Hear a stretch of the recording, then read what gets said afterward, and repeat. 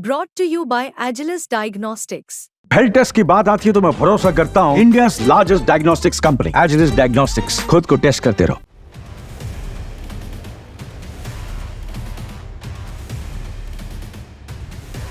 अमेरिकी राष्ट्रपति चुनाव में जीत हासिल करने के बाद डोनाल्ड ट्रंप को जहां दुनिया भर से बधाइयां मिल रही, वहीं व्लादिमीर पुतिन की बधाई ने विशेष ध्यान आकर्षित कर दिया पूरी दुनिया का।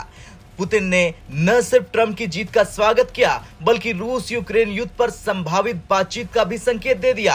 और अब ऐसा लग रहा कि इन दो शक्तिशाली नेताओं के मिलन से वैश्विक राजनीति पर बड़ा बदलाव होने जा रहा। दरअसल पुतिन ने सोची में आयोजित एक अंतर्राष्ट्रीय फोरम में ट्रंप की जीत का स्वागत करते हुए उन्हें बधाई दी। ये पुतिन का चुनावी परिणामों पर पहला सार्वजनिक बयान था। इस बधाई संदेश में पुतिन ने ट्रंप की दृढ़ता और साहस की भी सराहना की, जो उन्होंने चुनावी प्रचार के दौरान दिखाई थी। ये संदेश इस ओर संकेत करता है कि पुतिन अमेरिका के नेतृत्व के साथ कूटनीतिक संबंधों को फिर से स्थापित करने के लिए पूरी तरह से तैयार है।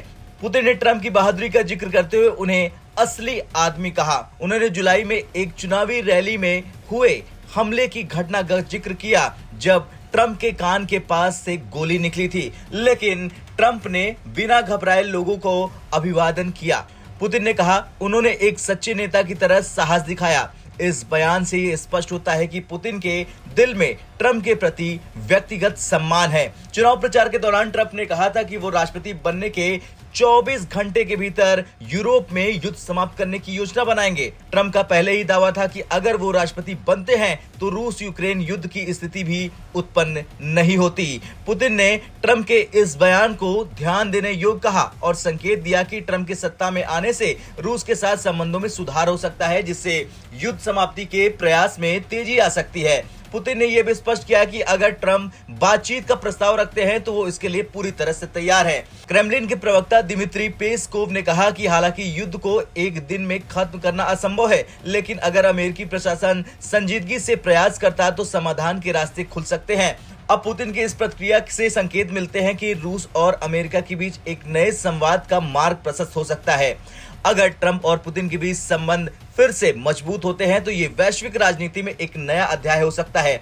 अमेरिका और रूस के बीच संवाद के बहाल होने से न केवल रूस यूक्रेन युद्ध का समाधान निकल जाएगा, बल्कि अन्य अंतर्राष्ट्रीय मुद्दों पर भी सहमति बनने की संभावना है। पुतिन ने साफ साफ कहा कि अब ये देखना है कि ट्रंप प्रशासन किन नीतियों को अपनाता है और कैसे अमेरिका के साथ संबंधों को सुधारने के प्रयास किए जाते हैं। तो वहीं भारत के प्रधानमंत्री नरेंद्र मोदी के लिए ट्रंप और पुतिन दोनों ही महत्वपूर्ण सहयोगी हैं और दोनों खास मित्र भी हैं।